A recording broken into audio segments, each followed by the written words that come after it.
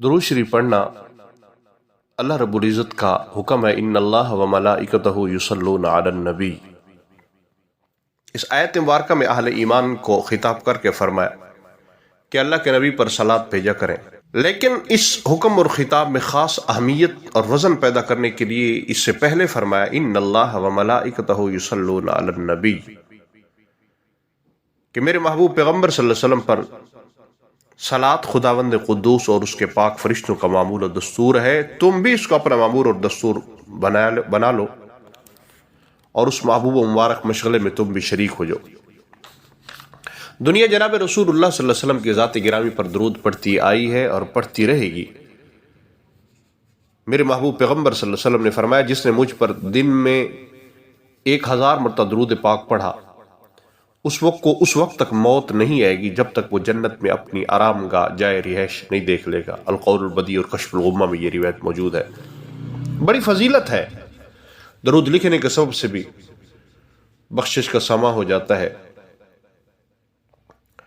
ابو زرع ایک محدث ہے، انہوں نے ایک شخص کو خواب میں دیکھا کہ آسمان میں فرشتوں کے ساتھ نماز پڑھ رہا ہے۔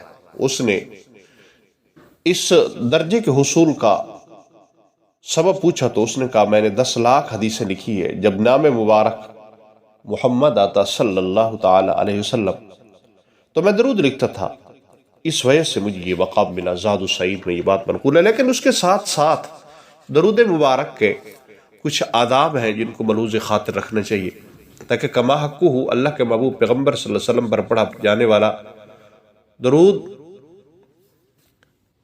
یہ مقبول ہو سکے۔ علماء نے لکھا ہے کہ ہر مسلمان پر عمر میں کم از کم 1 مرتبہ درود پڑھنا فرض ہے۔ سیایا ایک کتاب اس میں ہے، اور نماز میں تشہد کے بعد قادہ اخیرہ میں درود شریف کا پڑھنا سنت مؤکدہ ہے۔ اسی طرح مجلس میں یا کسی موقع پر بھی آپ صلی اللہ علیہ وسلم کا نام نامی اسم گرامی آ جائے تو درود شریف کا پڑھنا واجب ہے۔ اور یہ مسئلہ بھی ہے کہ مجلس میں آپ صلی اللہ علیہ وسلم کا نام نامی اسم گرامی بار بار آئے تو پہلی مرتبہ یہ 1 مرتبہ پڑھنا واجب ہے، باقی مرتبہ پڑھنا مستحب ہے۔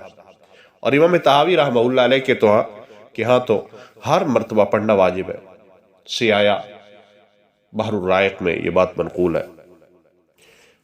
یہ بھی مسئلہ ہے کہ صرف درود پاک پڑھنا بغیر سلام کے بھی درست ہے، اور یہ ہے الفاظ درود میں اگر صرف صلات ہی کے صیغے ہوں تو سلام کا شامل کرنا مستحب ہے۔ اگر درود مبارک کا بار بار تکرار کیا جا رہا ہے تو کبھی کبھی سلام کے صیغے کو بھی شامل کر لینا مستحب ہے۔ اسی طریقے سے یہ بھی مسئلہ ہے جو صیغے صلاۃ و سلام کے احادیث میں مذکور ہے ان میں کسی لفظ اور کلمے کا اضافہ ممنوع ہے، ان کو وہاں تک رکھا جائے۔ قرآن پاک کی تلاوت کر رہا ہے اور نبی اکرم صلی اللہ علیہ وسلم کا نام نامی سن لیے ہے، کسی نے زور سے آپ صلی اللہ علیہ وسلم کا نام نامی لیا تو درود پاک پڑھنا اس پہ واجب نہیں ہے۔ فتاوی شامی میں یہ بات منقول ہے۔ ہاں البتہ تلاوت سے فارغ ہونے کے بعد درود مبارک پڑھ لے تو یہ بہتر ہے۔ قرآن مجید کی تلاوت کرتے ہوئے ایسی آیت آ گئی جس میں آپ صلی اللہ علیہ وسلم کا نام نامی اسم گرامی ہے تو آپ پر درود تلاوت کے درمیان نہ پڑے، یہ فتاوی شامی میں یہ بات موجود ہے۔ خطبہ جمعہ، عیدین وغیرہ میں آپ صلی اللہ علیہ وسلم کا اسم مبارک آئے تو درود نہ پڑے بلکہ خطبہ سنتا رہے، ہاں دل میں پڑھ لے۔ فتاوی شامی میں یہ بات منقول ہے۔ یہ بعض روایات میں آتا ہے کہ چھینک آتے ہوئے کسی نے پڑھا تھا، غالباً عبداللہ بن عمر رضی اللہ عنہ سے منقول، تو علماء لکھا ہے چھینک کے وقت درود نہ پڑھے احناف کے نزدیک، ورنہ اور شوافی کے ہاں یہ بات بہتر ہے۔ ہمارے ہاں وہ دعا مسنون ہے۔ نوافل نمازوں کی قاعدہ اولیٰ میں درود پڑھنا درست ہے۔ درود وغیرہ پڑھتے وقت آواز کو بلند کرنا اور اعضاء کو حرکت دینا جہالت نادانی ہے اور یہ مکروہ ہے۔ یہ کچھ آداب ہے۔ اسی طرح ایک مجلس سے متعدد مرتبہ آپ صلی اللہ علیہ وسلم کا اسم گرامی ہے تو اس پر جیسے کہا ہے کہ امام طحاوی کے نزدیک تو ہر مرتبہ پڑھنا واجب ہے۔ اور احتیاط بھی علماء نے ابن نجیم مصری رحمہ اللہ نے اسی میں لکھی ہے۔ درود مبارک کے پورے صیغے کا لکھنا لازم ہے۔ بعض لوگ آپ صلی اللہ علیہ وسلم کے نام مبارک پر صرف صاد یا سلام لکھ دیتے ہیں، یہ کافی نہیں، اس سے درود کا حکم ادا نہیں ہوتا اور نہ درود کا ثواب ملتا ہے اور نہ واجب ساقط ہوتا ہے۔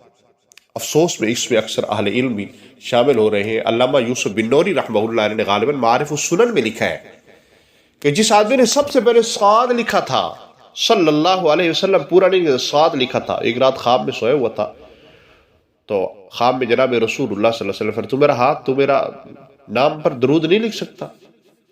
تو اس کا ہاتھ پر آپ نے ایسی کوئی چیز ماری, اس کا ہاتھ کٹ گیا. صبح اٹھا تو اس کا ہاتھ واقعی کٹا ہوا تھا. یہ بے ادبی کی اسے سزا ملی ہے. اللہ صحیح طریقے سے اپنے محبوب پیغمبر صلی اللہ علیہ وسلم پر درود پڑھنے کی توفیق نصیب فرمائے.